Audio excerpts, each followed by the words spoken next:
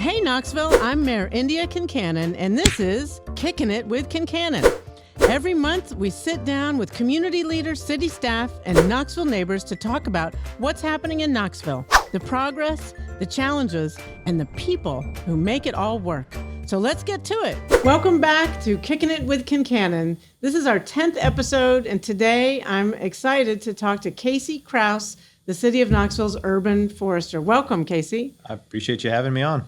It was so fun to celebrate trees at the State of the City. We did it on Arbor Day, and we celebrated trees, all the progress we've been making. We gave out free trees to anyone who wanted to plant one, and I think it was my most well-received budget address ever because of that tree connection. So we're so glad to be able to talk about the importance of trees today here with our Kickin' It with Kincannon podcast. So I wanted to just start by saying, before I became mayor, I don't think I really knew what an urban forester did. I mean, something to do with trees. But tell us, what is the day in the life of Kasey Krouse working as our urban forester?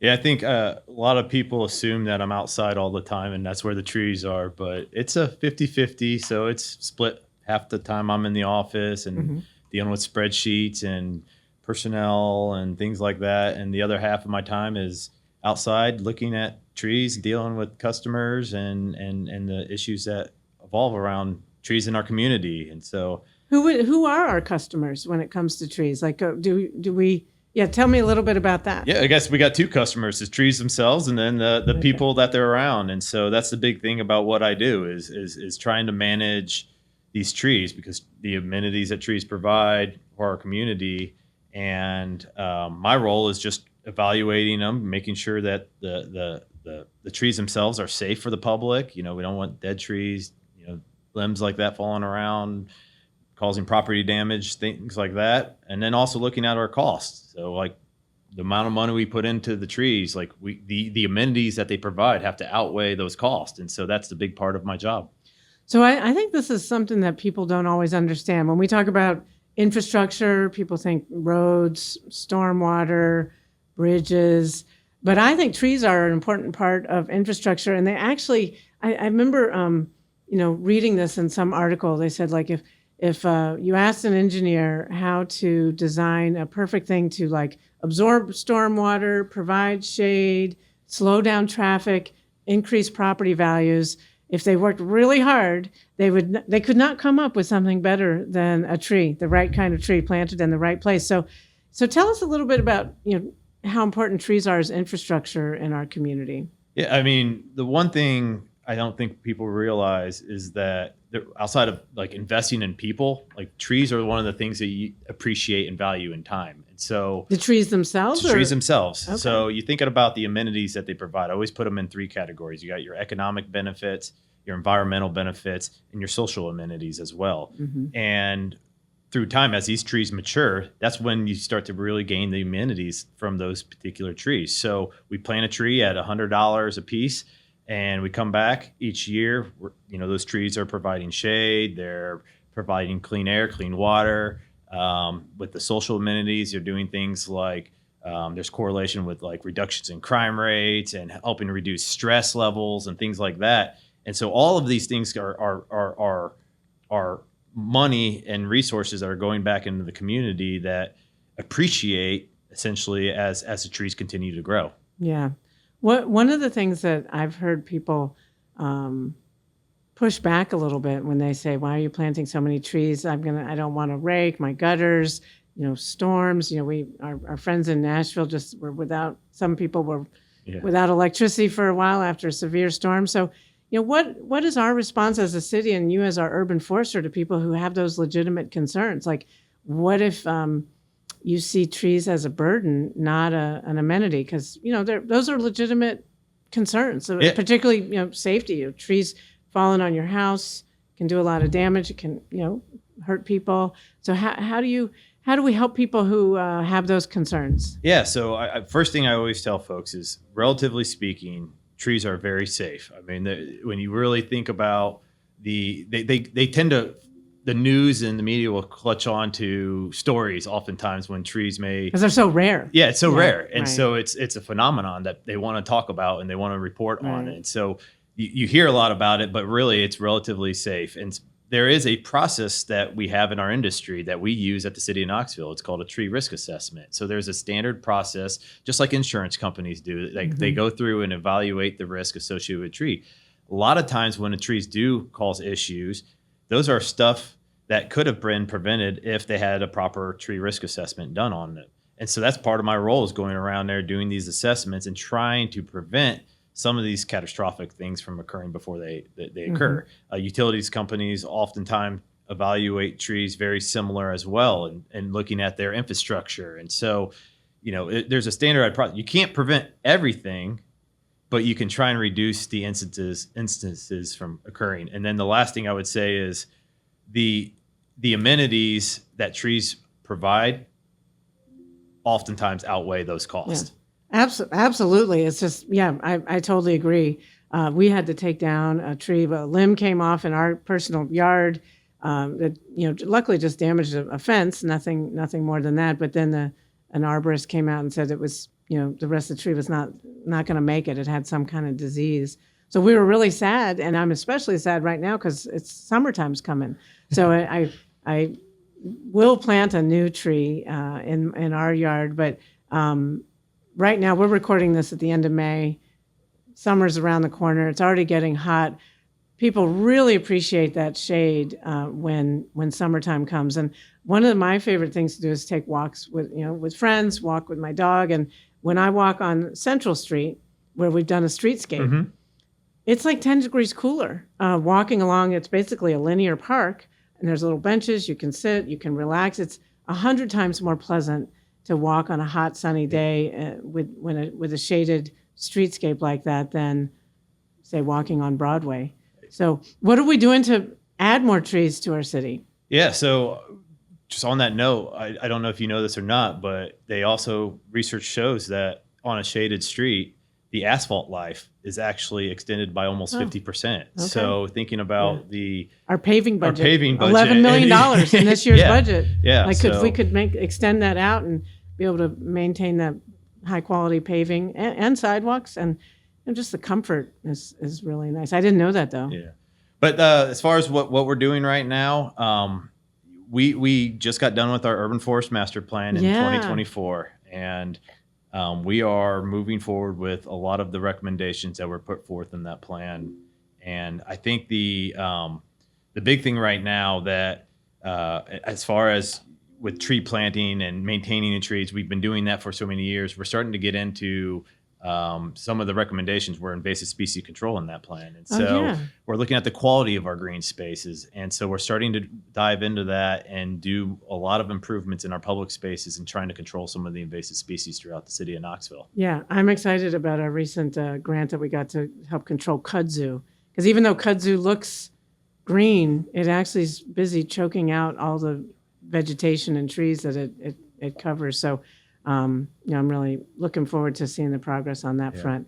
I wanted to ask you about equity. We have some beautiful shady neighborhoods that are really wonderful parts of our city, and then we have other neighborhoods that are great neighborhoods, but they lack trees, and they they're, what do you call them, like shade deserts or something? I don't know what the formal term is, but I know our motto for the Urban Forest Master Plan is more trees, better trees, and trees for all. So help explain what that means. I have some ideas on it, but I think you'd be able to, tell us what that means to you. Yeah. So obviously with more trees, we want more trees. The more trees we have, the more amenities we get from them, simply put. So that's our tree canopy. Our goal, our numeric goal is to get up to 40% canopy coverage by 2040. Yep. And so I think it's realistic. I think it's something we can shoot for, and it's always hopefully trying to move us in the right direction one way or the other. Better trees. We're talking about the quality of trees, not just the trees themselves, but the spaces that they are in. Thinking about what I just mentioned about invasive species. But also looking at, forecasting out for the next, 40 years, what trees are going to thrive here with changing climate and things like that as well. Making sure that we have good standing trees that aren't going to fall apart. We had not just the city of Knoxville, I'm talking about communities across the country have had issues in the past of planting fast growing trees because they want those amenities really quick, but they don't put on a lot of good wood structure. So things fall apart. Like a silver maple is a good example of that. So we're thinking that's the kind that died at my house. They get pretty gnarly when they get big. And that's what the city website has some information about, like what are the right kinds of trees to plant in the right places. So what's an example of a tree that, is often planted, that it's a beautiful tree, it's indigenous to Tennessee, but it's not in the right place, and so it ends up not thriving because it doesn't have enough place for its roots, or it's too close to utility lines, or whatever that might be. Yeah, I mean, I think you think about the one I always come across often is a willow tree, both native and the exotic weeping willow. They tend to need a lot of space. The branches get really big. Their roots are very advantageous. They'll grow into almost any little crack and crevice they can find their way into. They'll chew up your pipes, your into your sewer pipes. and plumbing. Yeah. So that's a great example of, like, we see that around Knoxville. Somebody sees that perfect weeping willow tree and they stick that in front of their yard. And next thing you know, it gets, 60 feet wide and it's growing into the street, sidewalk, their house. And now there's not much you can do, and it's a very brittle tree as well.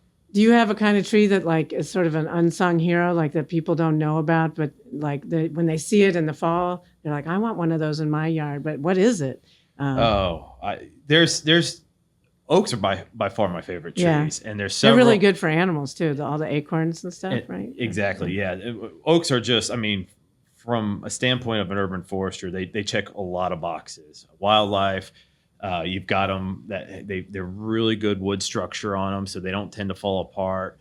There's so many different kinds. There's 40 different varieties of. If you have a oaks. really small yard, is it possible to find an oak tree that works in your yard? Absolutely. Ask him for a friend here. Yeah, absolutely. You can. Okay. You think of like downtown Knoxville, where we have some of these willow oaks that we have planted up next to buildings. Willow oaks? Yep, willow oaks. Oh, okay. So some willows are bad, but willow oaks can be the right tree. Willow oaks get their name from their leaf that looks like a willow leaf. Okay. So, but they're actually oak trees. They produce acorns and everything like that. But they do really well. We have them in tight spaces and next to buildings. You can prune them and manage them in a way that they're going to grow in a tight space that will provide good shade and good amenities for you. Yeah. Well, I want to ask a little bit about you. A lot of people don't know who works for our city or how they ended up working here. So have you been into trees like your whole life? And how did you end? I know you're not from Knoxville. Tell us a little bit about your journey to ending up in Knoxville, Tennessee as our master arborist and leading the way to, this is such an important infrastructure for our city. Yeah, so I'm originally from Indiana. I grew up in the outskirts of Fort Wayne, Indiana. If you walk out of my front door growing up as a kid, it was cornfields. Oh, okay. Not trees. Not trees. Okay. We had trees. We get our corn from a jar here in Tennessee, so it's a little different. we had this little wood lot that was just off to the side of our house, and that's where I spent a lot of my time as growing up, trampling around in the woods. And I grew up I had 5 sisters and my mom, so. That's why you're such a good communicator. So I spent a lot of I spent a lot of time outside, and it was a fun household. Where are you? Are you the youngest, middle? I'm number 4 out of number 5 out of 6. So okay, you're the baby brother. And my little sister, I always tell people, is about 3-4 inches taller than me. So that's funny. So you grew up spending a lot of time outside. Yep. Enjoying the trees nearby. And then did you study trees, arboreal sciences? I don't know. What's your background? My background is in forestry. So traditional dirt forestry is what we called it at Purdue. So I went to Purdue University. I didn't know what I wanted to do. It was one of those things, like I knew I wanted to be outside, but I didn't know, like, what I didn't even know what forestry did and where you would go with it. And so I knew there was something to do with forestry. You're going to be working with trees, and trees are outside, so it seems like a good fit. Yeah. And I got into that field at Purdue, and I just fell in love with it. While I was there, I had a mentor, Dr. Harvey Holt. He was the urban forester professor at Purdue, and he introduced me to urban forestry. I couldn't believe like people get jobs in this field in cities, and I don't have to go, work for the Forest Service. Yeah, that is a little counterintuitive. You think you'd be like out in the middle of the woods somewhere, but actually we really need that, forestry expertise here in Knoxville, because the woods have a lot of shade. I know they need their management as well, but with the growing temperatures every summer, it gets a little warmer. The need for trees and planting them in the right place and equitably all around across the city. We really so glad to have you doing this work. So you in Purdue, you found your calling. How'd you end up in Knoxville? So I worked for a company called Davy Resource Group, which is a division of the Davy Tree Company, which is a large company. And I was a traveling urban forester. In fact, I was leading up to this. I was listening to some of the podcasts, and the one with you and your husband. I didn't realize some of the places I went for my inventory was the same places you guys live. Oh, so really? Lower Marion, Pennsylvania, right outside Ardmore area. Yep. I did their inventory. Really shady place, as I recall. Yep. And then Ann Arbor, Michigan was another one. I did their tree inventory as well. So I thought it was kind of funny. Yeah. But, I didn't cross paths with you then, but here we are. But so I was traveling around doing inventories and assessments for different communities and writing management plans. And one of the communities that we did was Knoxville. Back in 2011, we came in here, did a sample inventory, went around a couple parks in different neighborhoods, and wrote a management plan. And one of the recommendations that we put in there was, they need to hire an urban forester. And my wife was going to school at the time down here at University. You were already married?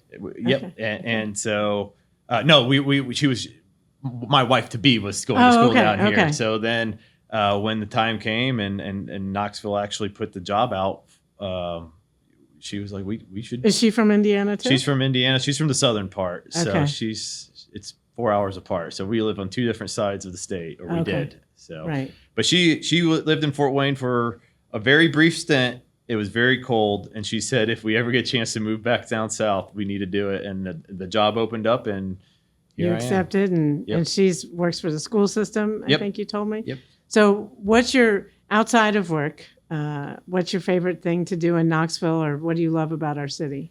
So I think the mountains are one of the things that brought me here. I remember as a kid, we had family in Greenville, South Carolina, and driving through this area. We drive down 75. Indiana's pretty flat. Yeah, it's flat. And I just remember my first time coming into Knoxville, like through the plateau, and just think like, this is crazy. I didn't know, they're relatively speaking, these are pretty small mountains, but it just it's very unique mountains. And so obviously I love getting out to the mountains, and I love being on the lakes. But my big thing, I more than anything, is I'm a avid runner, and I like to get out there. And trail runner, and a greenway runner, and I just I love exploring different places. When I go travel, I call it my 8 mile an hour run through places. It's to go tour a city as fast as I can and run, get a couple miles. That's pretty fast, 8 miles an hour. I don't know if I'm really that fast. Well, everything's relative, but you can see a lot more on foot than you ever do from a car or even a bike. Yep. And so I just, that's one thing I really enjoy about Knoxville is getting out into the green spaces, mountain biking, running, swimming, things like that. Yeah, we have a lot. I love going to the Smokies, but if you need to go somewhere fast right after work or before work, we have amazing amenities right here in the city. I love our urban wilderness. I love Sharps Ridge. Do you have a favorite place you'd like to run? If you're just like a quick run while you're home in between work and family activities, where do you like to go? Just around your neighborhood? I do a lot around the neighborhood, out in Fountain City. I've got this cemetery out there, Greenwood Cemetery. I do a lot of running in that area.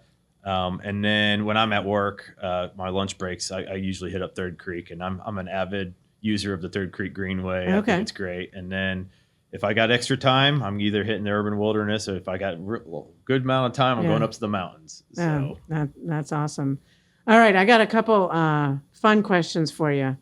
Do you have a favorite tree? Either a favorite specific tree or like a favorite type of tree? Yeah, so Bur oaks are my favorite tree, and they're the iconic tree that you'll see, like if you like think in Shawshank Redemption, the oak tree that Okay. he goes to in Big, that wide movie. Big wide branches. canopies, Okay. and you see that all the time up in fields in Indiana. Okay. And bur oaks are typically the tree that you would see in those open spaces, and Okay. they're just Yeah. magnificent, and I love the form of them. They grow to be like 450 years old, so they Oh, wow. stay around for a very long time, and they're really good tree, wildlife tree as well. Yeah. What about, do you have a favorite tree in Knoxville? And like the city, I know we went through maybe when you did the inventory, we even had like some of our trees have names. Mm-hmm. Like, do you have a favorite one? What's her name? Yeah, we did. We had one time we had an inventory where you could email a tree, and people would, each tree had a unique ID number, and people would name them and say, tree ID number 1156, and send that tree a message. But it was hard for me to keep up on trying to email these people back on behalf of all the trees. One of the things I think that I'm really happy that you've led the way on is forming some private partnerships. So tell us a little bit about Trees Knoxville and what they can do that complements what we do as a city. Yeah, so that was a big part in I think it was 2017, just needing to do a lot of what we do on private property. And because we only own so much property in the city that's publicly owned. We can plant and maintain trees on our property, but everyone else is up to them. Exactly. And so there's these other models in other cities like Trees Atlanta, Trees Charlotte. And you talk about Trees Atlanta, and their budget for nonprofits is crazy. It's unbelievable what they do. I mean, they do a lot of the maintenance for the city of Atlanta. But that was the model. Like they're able to do things that the government can't do. And so I wanted to try and get something going here in Knoxville. So a group of us got together and started Trees Knoxville.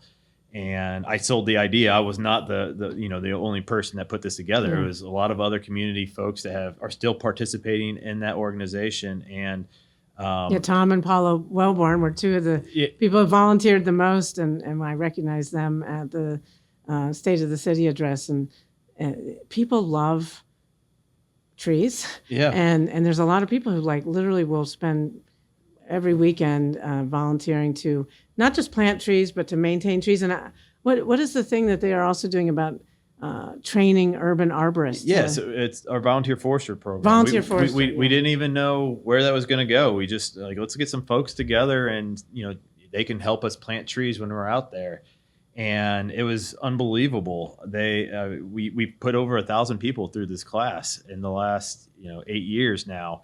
And these I tell folks, like, these volunteers that show up every weekend to plant these trees, they do a better job than paid contractors do. Yeah, like they care. They care. They know what they're doing. And it's funny is that you'll start to hear some grumbling about them arguing about whether somebody planted a tree too deep or too high. And it's like, well, right, they get it. Like that, that the people from the public know how to properly plant a tree and have been through that course. And it's been a huge resource for Trees Knoxville and for the city as well.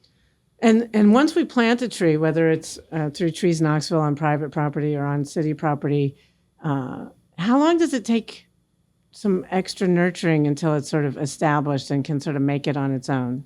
Yeah, so it depends on the size of the tree, but usually on the size of trees we plant, about 2 inches in diameter, usually about 2 years of watering is what it takes. Okay. And within that time, we also give it a nice prune to structurally prune it in a way that's going to promote good growth and good branch habits that won't be an issue, so we can prevent a lot of the issues down the road if we do proper pruning at a very young age.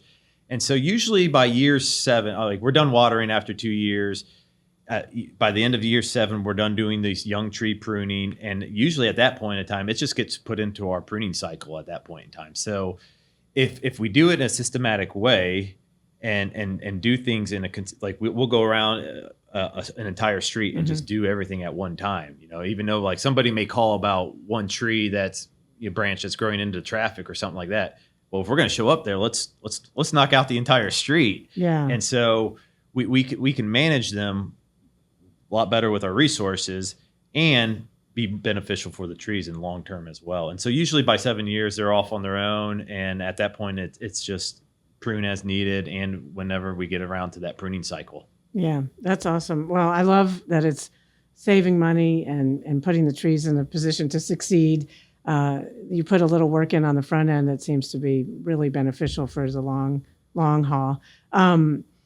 So I wanted to ask you another couple questions. You said you like to work outdoors, but sometimes you're indoors. So which kind of tool would you be caught more with, a chainsaw or a clipboard? I'm definitely caught with a clipboard a lot more than I am a chainsaw, but I prefer a chainsaw. My crew would laugh if they heard me say that. But I enjoy doing work with chainsaw, and I have a couple of my own that I do work around the house with. But by far, I'm usually found with a clipboard. And I want to end with something that I think you deserve a lot of credit for.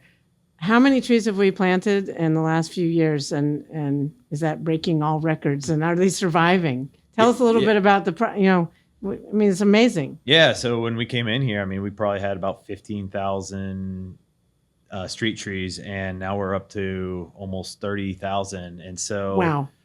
So we've doubled the number of trees on city property in recent years. And that's, in over 13 years. And the survivability of them, absolutely. I think our mortality rate is less than 2%. Obviously that changes from one season to the next, but that's pretty darn good. I think it has, our attention to wanting to water them, wanting to prune them. Right. When we do have issues with trees, it's oftentimes things that are outside of our hands, cars running over trees and things like that, we can't really prevent everything like that. But the things that we can try and prevent, we do a pretty good job at. All right. What do you have a book that you can recommend to our listeners? Yeah, I'm going to do two of them. Okay, let's hear it. So I got a kid's book. Okay. The one I read my daughter's is Hugo and the Impossible Thing. Dolly Parton Library gives you this. What's it called? Hugo and the Impossible Thing. Okay. And so it's really about a dog that wants to climb this mountain, and Edmund says he can't do it, but he's like, well, no one's ever tried before. And I always relate this to, especially this day and age, like kudzu. So we always see these kudzu populations all over the city, and you can't get rid of kudzu. I'm like, well, have we tried before? Like, well, now's the time we're going to do it. And so we're going to go after it. That can-do spirit. That's like right now is I keep thinking back to that kid's book, is like my kudzu right now is Hugo and the Impossible Things kudzu. And I'm Hugo right now trying to figure out how to tackle it. So that sounds like a good one. And then my other book, I would say, I've always been a big John Wooden fan, and his biography about They Call Me Coach is really good. It goes into his pyramid of success and how to build a foundation to be a good person, and, your perspective on life and how to manage different things in your life as well. So, and you use those as you lead our horticulture and urban forestry department. How many people are working in the urban forestry department? We've got 9 employees. Okay. And that do they call you Coach? Coach Krouse? No, maybe they should. They do not call me Coach. But I take a lot of the things in that book and try and build characters. That's a big thing. One thing I think is very unique about the city of Knoxville and our crew is we've got 7 certified arborists. Wow. Within the city of Knoxville. We used to have 0. We used to have zero. We had 1 before I got here, and now we between the different departments, we have 7 different urban foresters, certified arborists, and that's a big thing. Is trying to show them the benefits of what credentials can get you, and I see it. I've had an individual that's gotten a credential and see how their philosophy and their outlook looks and how they approach their job. It just changes dramatically. They're a professional now. That's instead of they're just doing tree work, they're a professional now. That's awesome. Well, Kasey, thanks so much for bringing more trees to our city and helping us reach our urban I think one of the best things I love about your work is you helped develop the plan, and now we're getting it done. We're doing what the plan says, and that's so important, because the plan itself is only as good as our implementation. So thank you for all the incredible progress, and I know everyone will be thanking you this summer as they look for shady places to walk and drive and park. So keep up the good work. Right, and thank you all for listening in, and we'll see you next time. Thanks for kicking it with me today. If you like this episode, share it with a friend and be sure to follow Kickin It with Kincannon wherever you listen to podcasts. For more updates, visit knoxvilletn.gov or follow us on social. Until next time, take care, Knoxville.